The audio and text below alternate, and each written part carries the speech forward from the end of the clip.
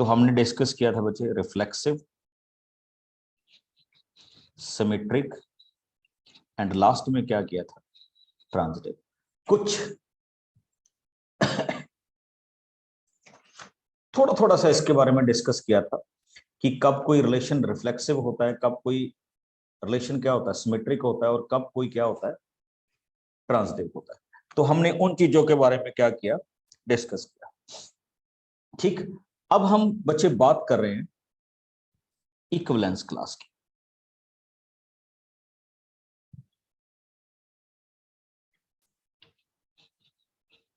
What do we mean by equivalence class? थोड़ा सा इस पे ध्यान दीजिएगा, ज्यादा खैर कुछ है तो है नहीं।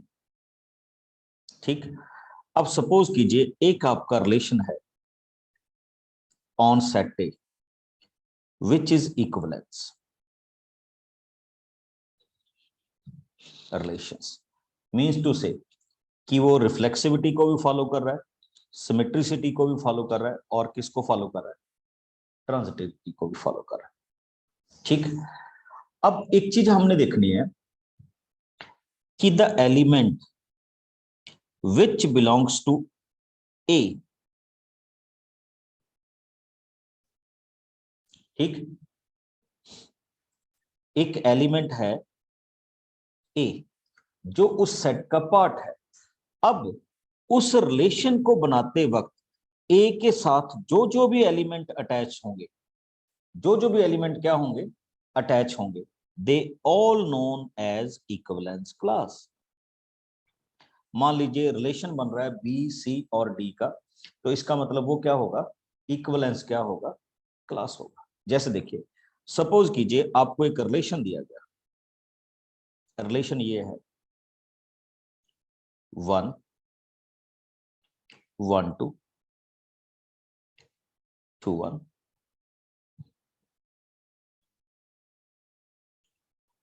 सेट हमने ले लिया 1 2 3 4,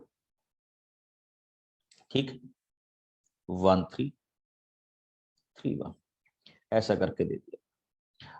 हमने मान लिया कि रिफ्लेक्सिव, सिमेट्रिक और ट्रांजिटिव है, और आपसे पूछा गया what is the equivalence class of 1। तो आप चेक कीजिए 1 इसमें रिलेशन में किस किस के साथ अटैच्ड है, 2 के साथ, 3 के साथ। तो this is called equivalence class of a, ठीक। और इस इक्विवेलेंस क्लास को हम मैथमेटिकली किस तरह से रिप्रेजेंट करते हैं, या सेट की टर्म में इक्विवेलेंस क्लास को बच्चे इस तरह से डिनोट किया जाता है ए, और इक्विवेलेंस क्लास के ऊपर बार लगा के डिनोट किया जाता है which is known as A bar, और हम इसको लिखते हैं x belongs to a and x and a is a part of our relations। यानी x जो है वो सेट a का ही एलिमेंट होगा, और वो a के साथ रिलेशन में रिलेट कर रहा होगा, तो नोन एज इक्विवेलेंस क्लास। पता चल गया सबको कि अगर आपसे कोई पूछे कि ये हमारे पास क्या है, एक रिलेशन है, उस रिलेशन में रिफ्लेक्सिव भी है, सिमेट्रिक भी है, और क्या है, ट्रांजिटिव भी है, तो आप उसमें से किसी एलिमेंट की इक्विवेलेंस क्लास लिखिए। मान लीजिए वो पूछ ले 6 की इक्विवेलेंस क्लास लिखिए, तो आप चेक कर लेंगे कि वो 6 जो भी आपको रिलेशंस दिए हुए हैं, ठीक, उसमें क्या होना चाहिए, रिलेटेड होना चाहिए। जैसे अभी मैं अब यहां पे बता रहा हूं कि आपके पास एक रिलेशन दिया गया 1 2 2 1 2 3 3 2 1 3 3 1 1 1 2 2 एंड 3 3। आपको ये कहा गया बच्चे कि आपको बताना है, ये रिलेशन है कि what is the equivalence class of 1। हाँ जी, आप सभी अनम्यूट मोड पे हैं, अगर कोई मेरे को बताना चाहे what is the equivalence class of 1। 2 and 3 2 and 3 2 and 3, very good, 2 and 3। क्योंकि हम ये मान चुके हैं कि ये वाला जो आपका पार्ट है, ये किस रिलेशन को बिलोंग कर रहा है, इक्विवेलेंस रिलेशन को बिलोंग कर रहा है।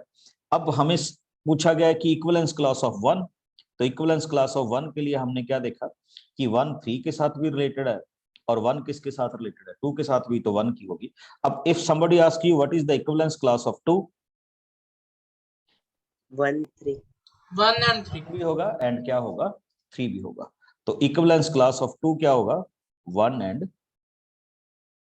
3 भी होगा। Got my point. चलिए अब थोड़ा सा आपको आगे लेके आते हैं। अब हम चलते हैं बच्चे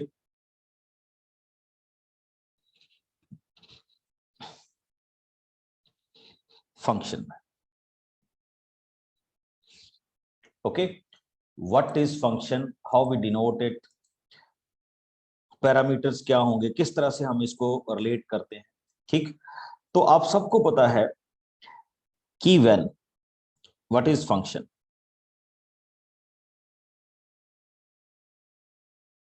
किस तरह से मूव होता है बच्चे, ए टू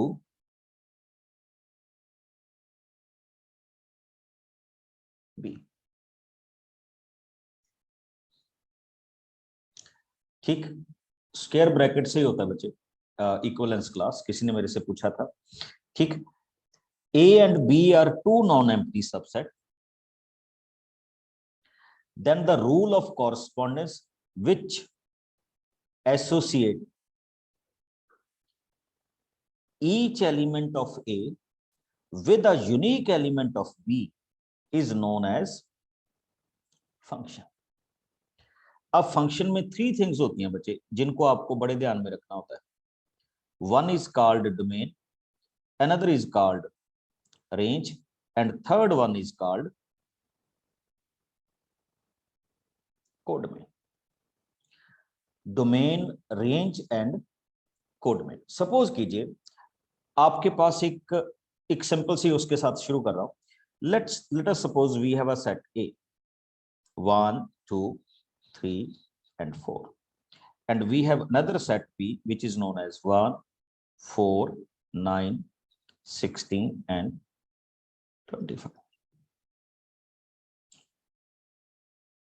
फंक्शन लिखा गया, function is A to B। इसकी वैल्यू क्या हुई 1 2 3 4। B की वैल्यू क्या हुई,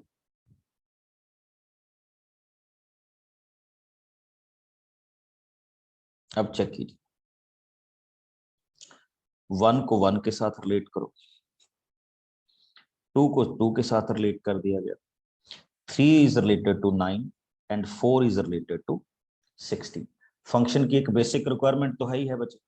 now check out my point, मैं सिर्फ ये डिफाइन करना चाहता था, ये जो 1 2 3 4 है ये आपकी क्या होगी। आप भी बता सकते हैं बच्चे, एनीबॉडी? यस यस, ओपन है बच्चे, ओपन है। domain डोमेन होगी, वेरी गुड। अब देखिए 1 4 9 6, what is this, range range. और अगर मैं इसको डिनोट करूं, what is this, codomain codomain, very good. जब आपको फंक्शन प्रोवाइड किया जाता है तो originally what is given to you is known as A, और ए को हम लिखते हैं domain, and what is given to you in the form of B is known as codomain. अब इसमें एक चीज आती है बच्चे कि जो आपकी रेंज है, यहां से मैं एक फार्मूला जनरेट कर रहा हूं कि जो आपकी रेंज है दैट इज सबसेट और इक्वल टू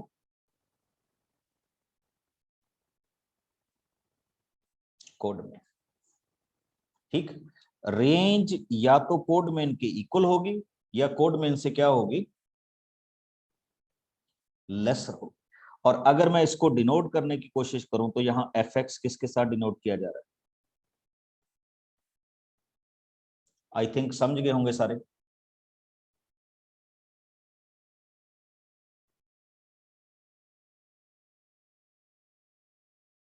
ओके, और जो आपकी डोमेन है ठीक, ये बड़ी यहाँ पे रोल प्ले करती है। आपकी कोड मेन भी यहाँ पे बहुत अच्छा रोल प्ले करती है और आपकी रेंज भी बहुत अच्छा प्ले करती है। क्यों? क्योंकि हम जिन चीजों को अभी डिफाइन करने जाएंगे, ठीक है, वो हमारे पास डोमेन, कोड मेन और रेंज पे ही क्या करेगी, डिपेंड करेगी। अब फंक्शन के बारे में मैं नहीं ज्यादा डिटेल में नहीं जाऊंगा, क्योंकि फंक्शन हमने ऑलरेडी किस में कर लिया था, 11th क्लास में कर लिया था।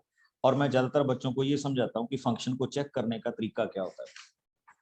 आप में से कितने के बच्चों को याद है बच्चे, मैंने आपको एक मेथड करवाया था लास्ट ईयर?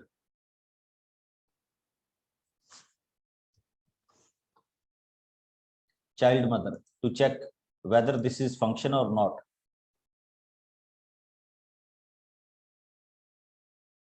वेरी गुड, चलिए ओके। तो वो आपके पास फंक्शन चेक करने का क्या था, तरीका था। अब आ जाइए, अब मैं करने जा रहा हूं टाइप्स ऑफ फंक्शन, और ये हमारा नेक्स्ट बेस्ट पॉइंट है जिसको हम क्या करेंगे, डिस्कस करेंगे। क्योंकि आई नो दैट कि ये आपके स्कूल्स में ये टॉपिक हो गया होगा अब तक, बट फिर भी हम जो नेक्स्ट टॉपिक में जा रहे हैं वो है टाइप्स ऑफ फंक्शंस। और टाइप्स ऑफ फंक्शंस में हमें क्या दिया जाता है बच्चे? सबसे पहला हमारे पास आता है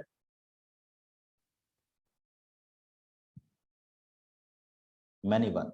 डायग्राम को देखिए, सपोज कीजिए मैंने एक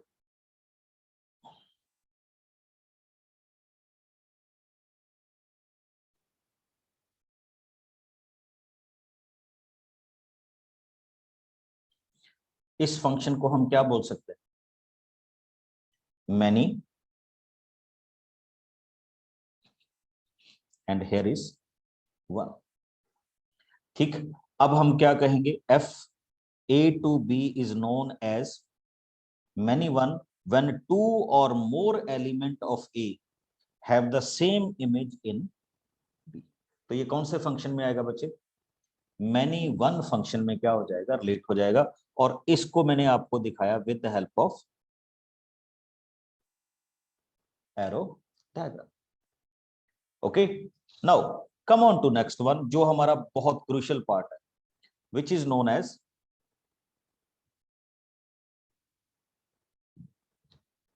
वन वन।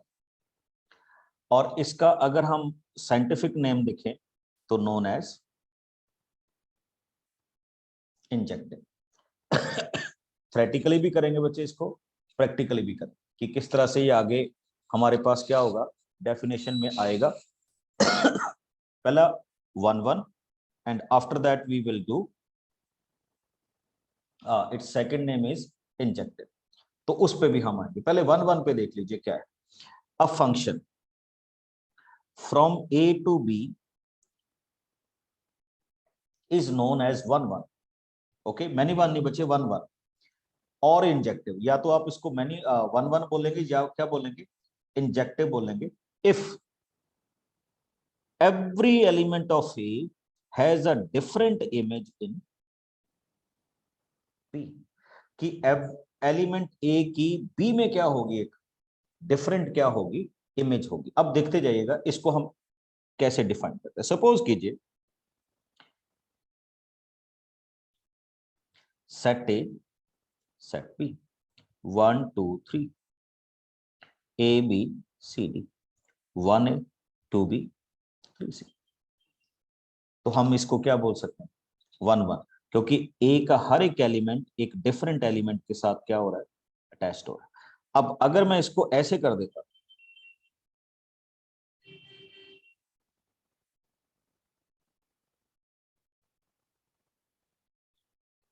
हाँ जी, इज दिस वन वन और not? No. It is many one. हाँ, अब ये किस में चला गया बच्चे, मैनी वन में चला गया। तो ये अब क्या नहीं रहा, वन वन नहीं रहा, तो ये किस में चला गया है, मैनी वन में चला गया। तो हमने डिफाइन करना था इसको किस कैटेगरी में, वन वन की कैटेगरी में। थोड़ा सा एक और देखिए इसमें क्या करेंगे हम, जब हम इसको इसी इसी पार्ट में लेते हैं। अब इसका एक बड़ा इंटरेस्टिंग तरीका ये है कि हम इसमें ये डिस्कस करते हैं कि इन एलिमेंट्स को तो हम बोलते हैं x, और ये क्या आ जाते हैं fx, और या आप इसको क्या बोल देते हो। इनको प्रूव करने का तरीका क्या होता है बच्चे, हम क्या करते हैं, हम ये सपोज करते हैं कि late x1 is equal to x2। ध्यान से देखते जाइएगा, मैंने ये सपोज किया कि ये जो एलिमेंट है x, x2, x3, x4 and so on, और इधर क्या है y1, y2, y3 और y4। आप इनको अनदर लैंग्वेज में ये भी बोल सकते हैं y1 को fx1, fx2, fx3 और fx4 सो ऑन। ठीक, क्वेश्चन ये चलता है बच्चे कि मैं ये सपोज करके चलता हूं कि सपोज कीजिए x1 is equal to x2, और मैं यहां से चलते चलते ये प्रूव करने की कोशिश करूंगा कि fx1 भी किसके इक्वल है, fx2 के। कहने का मतलब ये हुआ कि पहले मैंने लेके चला कि x1 की इमेज क्या है y1 है, x2 की इमेज क्या है y2 है। अब मैंने सपोज कर लिया कि नहीं x1 और x2 सेम है, तो मैं ये भी प्रूव करूंगा कि फिर इनकी इमेज y1 एंड y2 भी क्या है सेम है। अगर मैं ये प्रूव कर गया तो ये 1-1 वाली कंडीशन क्या हो जाएगी, प्रूव हो जाएगी। ये थ्योरेटिकल पर्सपेक्टिव है। अब दूसरा ये भी हो सकता है बच्चे कि मैं ये सपोज कर लूं कि x1 does not equal to x2। अब मैं ये मान के चलूंगा कि ये x1 और x2 क्या है, डिफरेंट एलिमेंट्स। तो फिर मैं इसके आगे ये भी प्रूव करूंगा बच्चे कि fx1 does not equal to fx2। Okay, और अगर मैं इस तरह नहीं कर पाया तो इसका मतलब फिर ये किसमें नहीं रहेगा, 1-1 में नहीं रहेगा। आने दीजिए प्रैक्टिकल प्रॉब्लम, जैसे ही हमारे पास ये प्रैक्टिकल प्रॉब्लम आएगी तो हम इसको डील करें। Come on to the next part. Next part जो आपके मैथमेटिक्स में हमारे लिए बहुत क्रूशियल है for 12th, that is called onto. हम आई थिंक आप सब जानते होंगे इसका दूसरा नेम क्या है scientific, surjective. Very good. Subjective. इसको हम डिफाइन कर देते हैं किससे,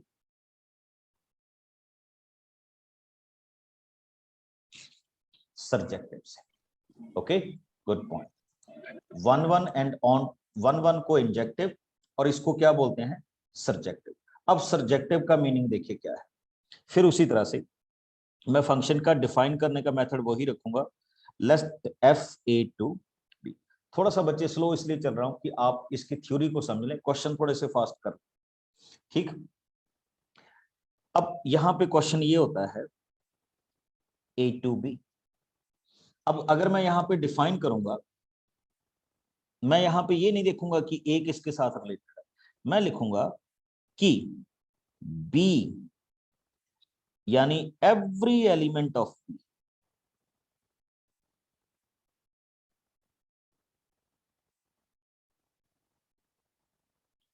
has at least one pre-image in A. Mostly हम क्या करते हैं, अब देखिए मैंने एरो डायग्राम बनाई 1 2 3 4 A B C D E. A is related to this. अब मैं इसको बड़े आराम से क्या बोल सकता हूं कि ये फंक्शन क्या है 1-1। नाउ टेल मी क्या ये ऑन टू होगा, नो सर। नहीं होगा। Very good. Yes. क्यों नहीं होगा, बिकॉज इस ई की क्या नहीं है, Pre-image. प्री इमेज नहीं। Pre-image. तो उसी तरह से हम इसको लेंगे। अब एक चीज देखिए, मैं एक और एरो डायग्राम बना रहा हूं and I need your yes और no.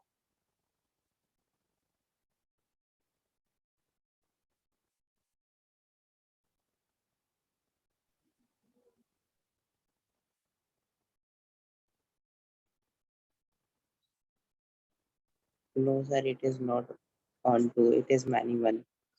Sir, it is on to. बच्चे ये ऑन टू अभी तो मैंने कुछ बताया आपको, मैनी वन एक डिफरेंट चीज है, बट ये फंक्शन क्या है, ऑन टू है, because every element has a pre image in ए।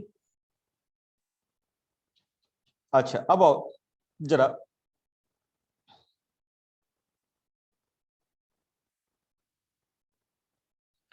अब Yes, sir. On to है. बट आप एक चीज भूल गए बच्चे, ये बेसिक एक चीज इसमें से चली गई है। Sir, Sir, it function. is not a function. हाँ, it is not a function, बाकी चीजें तो बाद में है। ये क्या नहीं है बच्चे, Not a function. Not a function. समझ गए मेरी बात? तो अब हमने क्या डिफाइन किया कि एक आपके पास फंक्शन क्या होता है, 1 1, and second is known as onto. और जब मैं 1 1 और ऑन टू को रखूंगा, ध्यान में 1 1 और ऑन टू को, तो इस वैल्यू को हम मिलके क्या बोलते हैं कि अगर कोई आपके पास फंक्शन हुआ जो 1 1 भी हो और जो क्या हो, ऑन टू भी हो, इसका मतलब वो क्या होगा बच्चे, उसको हम क्या बोलेंगे, बाइजेक्टिव। और बाइजेक्टिव किस चीज का क्राइटेरिया है, बाइजेक्टिव आपको किसी भी फंक्शन का क्या फाइंड आउट करने में हेल्प करेगा, इनवर्स फाइंड आउट करने में क्या करेगा, आपकी हेल्प करेगा। ओके, और बाइजेक्टिव को हम क्या लिखते हैं कि when a function is 1 1 and on to, that means it is following the concept of bijective। और बाइजेक्टिव अगर कोई फंक्शन है तो इसका मतलब मैं उसका क्या लिख सकता हूं, इनवर्स लिख सकता हूं। Got it? अगर कोई फंक्शन आपके पास क्या होगा, बाइजेक्टिव होगा, तो इसका मतलब हम उसका क्या लिख सकते हैं, इनवर्स बड़े इजीली क्या कर सकते हैं, फाइंड आउट कर सकते हैं। ओके, और इसी में से मैं क्या चलूंगा अभी आगे चलूंगा। Got my point? अब एक इंटरेस्टिंग चीज और होती थी फंक्शन के लिए, आप में से कितने कैंडिडेट ने ये टेस्ट सुना हुआ है, वर्टिकल लाइन टेस्ट? हाँ जी,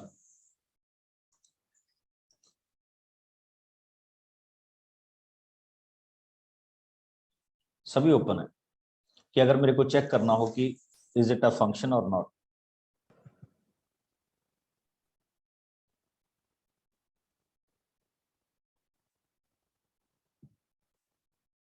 यस या नो बच्चे? No, sir, नहीं सुना इसके बारे में। नहीं सुना तो चलिए सुनिए। अब सपोज कीजिए आपको एक दिया गया कि let us suppose this is a function, तो डेफिनेटली आप इसका ग्राफ बनाएंगे, और ये सर्कल है तो सर्कल का ग्राफिकल पोर्शन आ गया। अब आप क्या करेंगे, अब आप किसी भी जगह पे क्या लगाएंगे, वर्टिकल लाइन ड्रा करेंगे जहां पे भी आपका मन करे। अगर ये वर्टिकल लाइन आपके ग्राफिकल पोर्शन को मोर देन 1 पॉइंट पे क्या करगी, इंटरसेक्ट करगी, तो हम बोल देंगे this is not a function. अब देखिए ये तो 2 पॉइंट्स पे कर ही रही है ना, एक अपर और एक इस वाले में, लोअर वाले में। देखो सिंगल वैल्यू ऑफ एक्स के लिए डबल वैल्यू ऑफ वाई होगी। अगर मैं इस तरफ से देखूंगा तो ये कुछ एरो डायग्राम में ऐसे देखेगा। हाँ जी, क्या मैं इसको फंक्शन बोल सकता हूं? No, sir. No, sir. तो बच्चे ये क्या नहीं होगा, फंक्शन नहीं होगा। तो इसीलिए इसको क्या बोलते हैं, वर्टिकल लाइन टेस्ट। अब अगर किसी चीज का ग्राफ ऐसे चल रहा हो, अब आप उस पे कहीं पे भी वर्टिकल लाइन लगा दें, कोई प्रॉब्लम नहीं, सिंगल पे कट होगा, तो इसका मतलब वो क्या है, फंक्शन है। अब देखो जब हम साइन और कॉस फंक्शन की बात करते हैं तो ग्राफ ऐसे आते हैं, आप कहीं पे भी वर्टिकल लाइन उस पर ड्रा आउट करके देख लीजिए, सिंगल पॉइंट आएगा। तो फंक्शन तो वो होगा, बट आगे चलकर 1 1 और ऑन टू होगा ये नहीं बता सकते। Got it. अब मैं शुरुआत कर रहा हूं कुछ प्रैक्टिकल क्वेश्चन से, जब मैं इनको बोलूंगा कि वेदर दे आर 1 1 और नॉट, और आप मेरे को बताएंगे कि यस और no. Here is the question, set A -1 0 and 1 and your function is x and x square, where x belongs to क्या है? A. हाँ जी, can you tell me, is it 1 1 और on to? Very good. अच्छा function में, हाँ जी, anybody? Sir, onto. on to,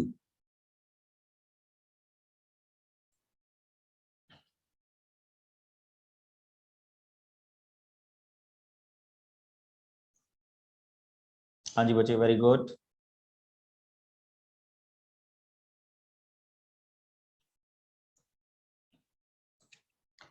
चलिए देखिए क्या होगा,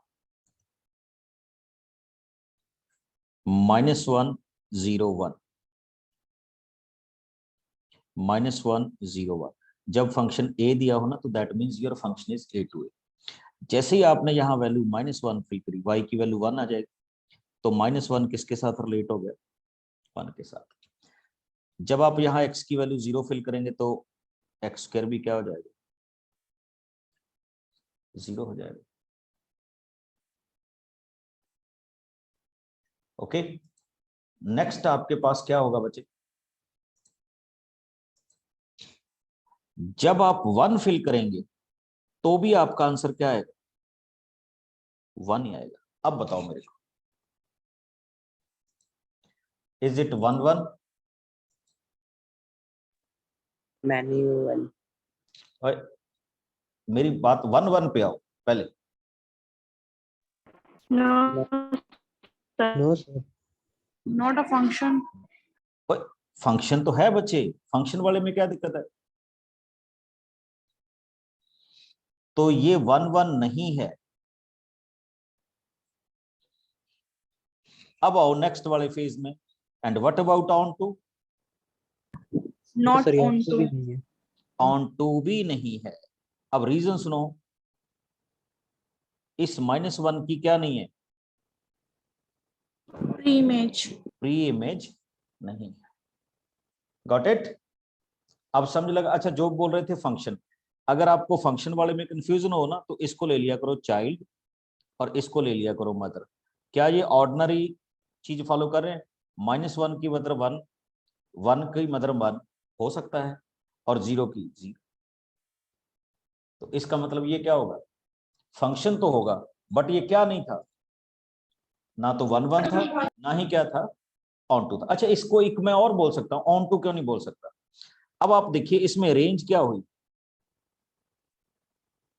range is 0 and 1, and what is code main? Code main is -1 and 0। बच्चे अगर किसी फंक्शन को ऑन टू होना होगा तो उसमें रेंज की वैल्यू किसकी इक्वल होगी? Codomain. कोड मेन के इक्वल होगी। अगर range is equal to codomain हुआ तो इसका मतलब आपका फंक्शन क्या होगा? ऑन टू होगा। और अगर ये नहीं हुआ तो इसका मतलब आपका फंक्शन क्या नहीं? ऑन टू नहीं है। Got my point? Yes, sir. आगे चलते हैं बच्चे।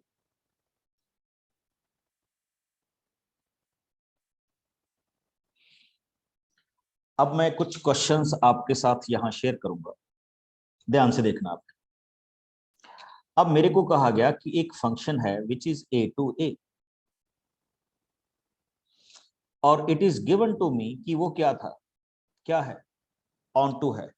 तो अब मेरे पास कहा गया कि फिर ये प्रूव्ड भी है कि वो साथ की साथ क्या होगा, 1 1 भी होगा। मतलब क्वेश्चन ये है कि one function is given to me which is a to a, और ये फंक्शन क्या है, ऑन टू है। तो अब मेरे को ये प्रूव करना है कि वो फंक्शन डेफिनेटली क्या होगा, 1 1 भी होगा। देखते हैं हम कैसे करें। तो सबसे पहले मैंने ये मान लिया कि let us suppose we have a set A, मैंने 4 ही एलिमेंट लिए, वैसे तो कितने भी ले सकते हो आप, ठीक। इसका मतलब उसकी रेंज क्या होगी, fa1, fa2, fa3 and fa4।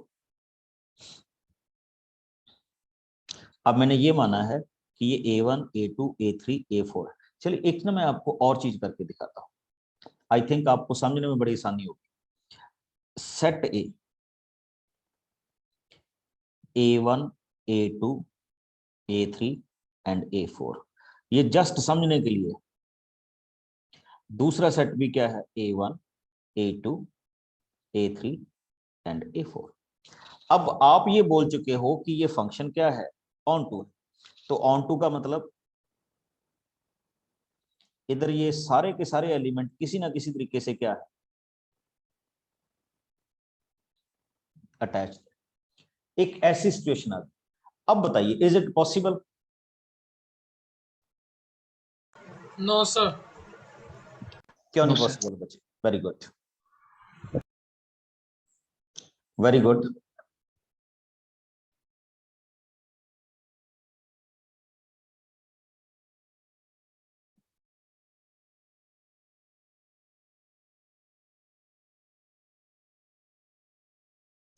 बताओ भाई, बड़ी सिंपल सी बात आपके सामने आ गई, आपने ओ नो तो बोल दिया। Can you please repeat the question? मैंने ये क्वेश्चन बोला बच्चे कि आपको ये बताना है कि ये मैंने फंक्शन ऑन टू तो कर दिया, इज इट पॉसिबल, जो मैंने ये सिचुएशन आपको दिखा रहा हूं मैं अभी।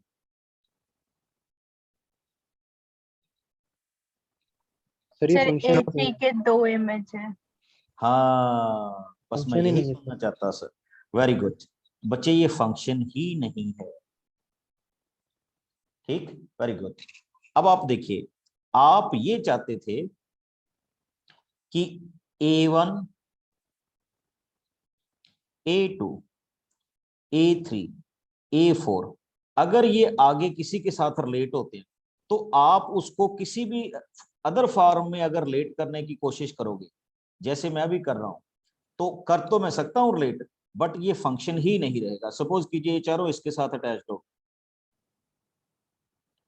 तो अब ये क्या नहीं रहा, फंक्शन नहीं रहा।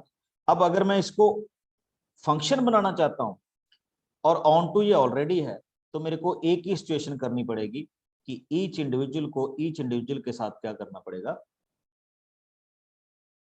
अटैच करना पड़ेगा, तभी जाके ये क्या बनेगा, फंक्शन बनेगा।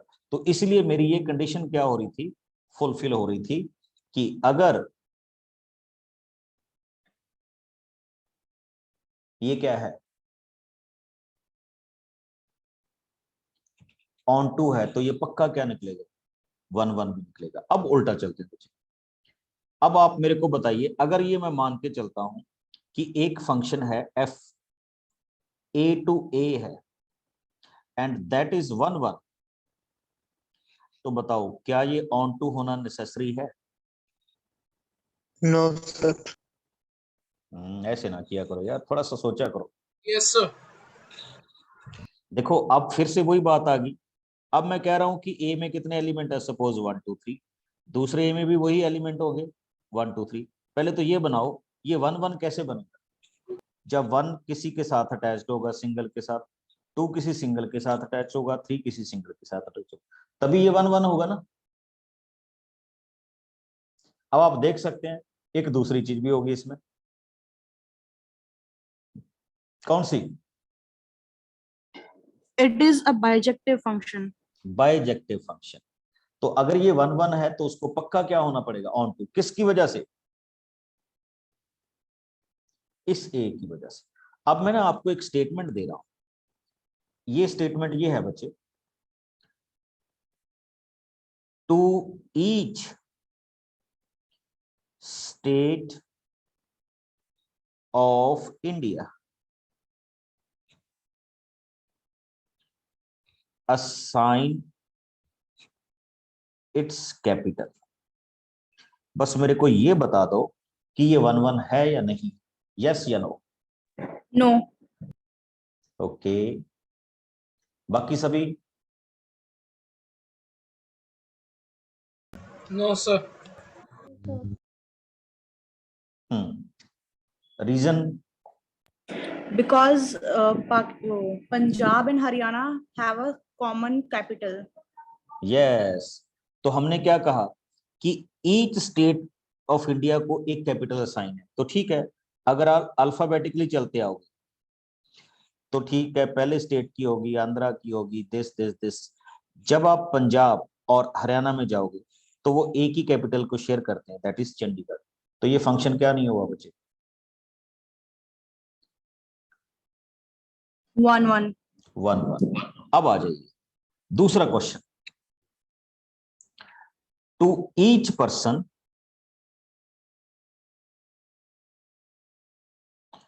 On earth assign the number,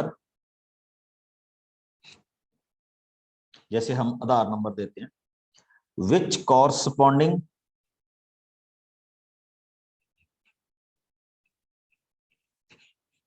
to its height। is it 1-1? No, sir. No, sir. No, sir. ये सबकी हाइट सेम भी हो सकती है। हाँ, तो बहुत सारे कैंडिडेट की हाइट क्या होगी? सेम होगी। ठीक, अच्छा, अब अगर मैं इस हाइट की जगह पे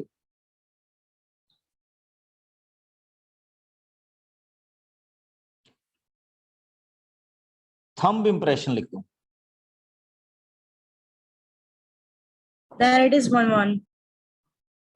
1-1. तो 1-1 होगा। अब ये किस में आ गया? 1-1 में आ गया। ठीक, अब जल्दी से एक और सुनो, to each country in the world assign a latitude and longitude of its capital.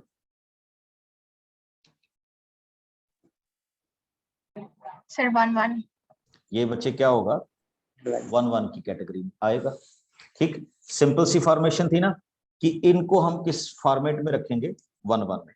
और हमारा जो मेन टारगेट होगा इन क्वेश्चंस में, अभी जो मैं करूंगा वो होगा बच्चे, how to prove 1-1 theoretically and practically, how to prove on to theoretically and practically, and how to find out the inverse of any function after proving 1-1 and on to।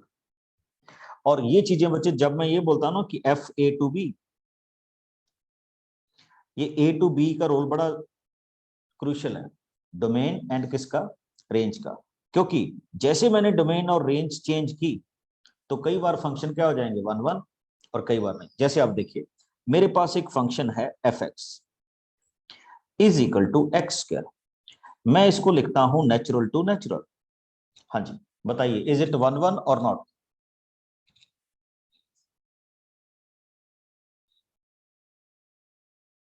ये सर 1-1।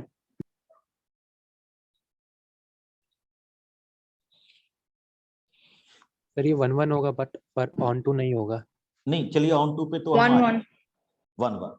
अब मैं इसी क्वेश्चन को change करता हूं बच्चे, real to real. Not 1-1. Not 1-1। जिन बच्चों को नहीं पता, देखिए 1 पुट अप करेंगे तो you will get 1, -1 put up करेंगे यू विल अगेन गेट 1। तो इस केस में तो ये 1-1 नहीं हुआ रियल टू रियल में, बट जब ये नेचुरल टू नेचुरल चल रहा था तो ये क्या था? 1-1 था। ओके, इसी को ही हम आगे वाले पार्ट में क्या करेंगे बच्चे?